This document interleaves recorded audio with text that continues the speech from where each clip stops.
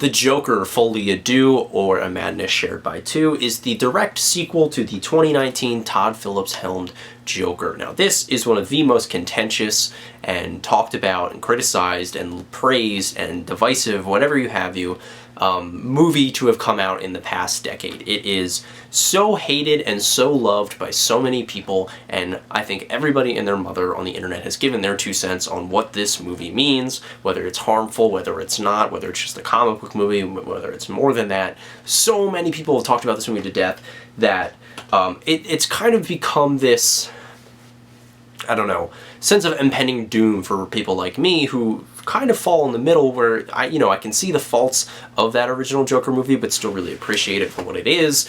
And I don't know, this sequel just felt like we were coming to another point of a lot of contention and a lot of arguments online. And it's something that really bothers me because, I'm someone who likes to praise movies. I like to talk about movies that I love with other people. It's my favorite thing about doing this. Now, it doesn't mean I'm above criticism at all, because, I levy criticism when it's justified in my eyes. But the way that people talk about that original Joker movie, especially then, and even more so now that, more people are getting Letterboxd, more people are having a so-called interest in film, it's becoming toxic in a way that I just don't want to be a part of. So there's a part of me that doesn't even want to do this review. There's a part of me that doesn't want to be a part of this discourse because I know it's insufferable, and I know so many people just lack the media literacy. I hate to keep using that phrase as like I feel like a broken record at this point, but they lack it to really partake in these kinds of conversations. With that being said, Joker Folie, Deux, in my eyes, is 2024's biggest disappointment. I left the theater almost dumbfounded, and shout out to Roy for taking me to this for my birthday. I appreciate that very much. We had a great time seeing this. It was great seeing him. But with Folie, Deux, I was so conflicted leaving that theater. I felt so many different things at once, and I didn't know how to process the movie. It's been a couple of hours. I processed the movie fully, and I can say confidently that I really didn't like it. I'm going to start off with the positives, though, because this movie has merits. It's not completely, unsalvageable. It's not like the absolute dumpster fire that a lot of other people are calling it.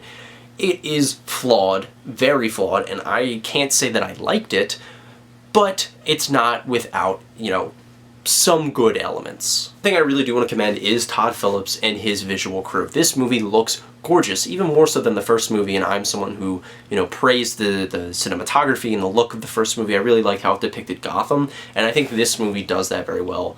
Also, a lot of the musical scenes are lit incredibly well. They use a lot of practical sets, which I do really like. I think the scenes at Arkham are fantastic. I think the wide shots of the city are great. There's a lot of very artistically inclined shots used in this movie that I think elevate it a little bit. That a lot of these scenes could come off as kind of static and boring without the creativity used in the shot department. And it's not always a positive for a movie just to have cool angles and stuff like that. I think a lot of them really do serve to build up the atmosphere of this movie and give it a little bit of life. I do also want to commend Joaquin Phoenix. I think he turns in another really good performance with what he's given. I think a lot of the side actors also give really good performances. The lady who played the lawyer was pretty good. Brendan Gleeson is fantastic in this.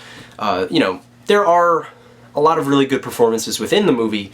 There is just one performance that I want to talk about a little bit later that I'm a little bit more contentious about. And I do have to give credit to the first 30 minutes of this movie. You spend a lot of time with Arthur in the beginning sequence of this movie, kind of dissecting what happened after, what's going on in his life after the direct events of the first movie, and how that has affected Gotham, how that has affected him, and how that has affected his surroundings. Like the people of Gotham, Gotham itself, and Arthur are all explored in a really cool way throughout the beginning of this movie. I think that about does it for my positives for this movie.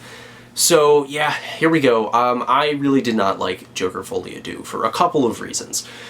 The main one, like I hinted at a little bit earlier, Lady Gaga. Let's get into her performance, because obviously that is what we were all curious about going into this. Whether you were, ready to hate this, ready to love it, anywhere in between, we were all curious on how she would do in this movie.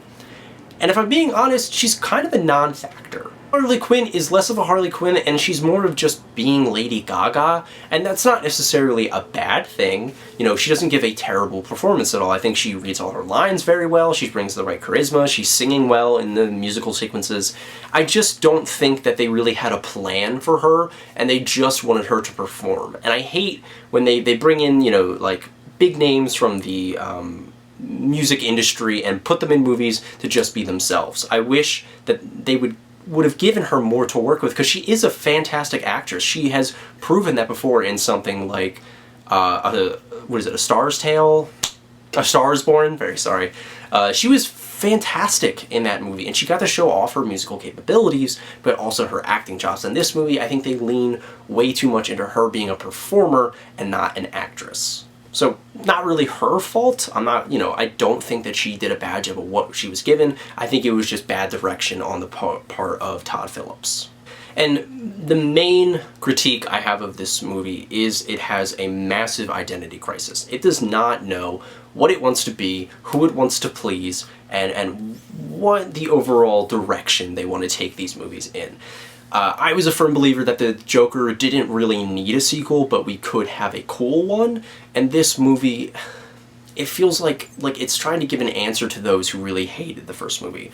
You know, it wants to push back against the massive, insult culture that has kind of embraced that first movie, and, you know, people who misunderstand that first movie, and I think it wants to be such a huge middle finger to them that it kind of misunderstands why normal people latched on to the Joker.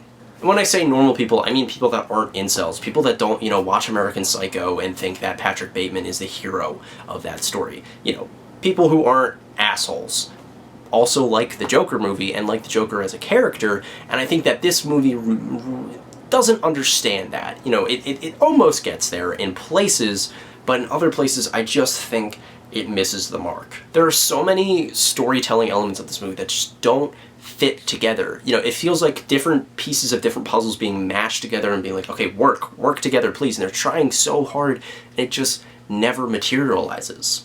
The film feels like splintered into these three different sections of a courtroom drama, a romance, and a musical that it never fully commits to either three, so it ends up just being kind of mush towards the end.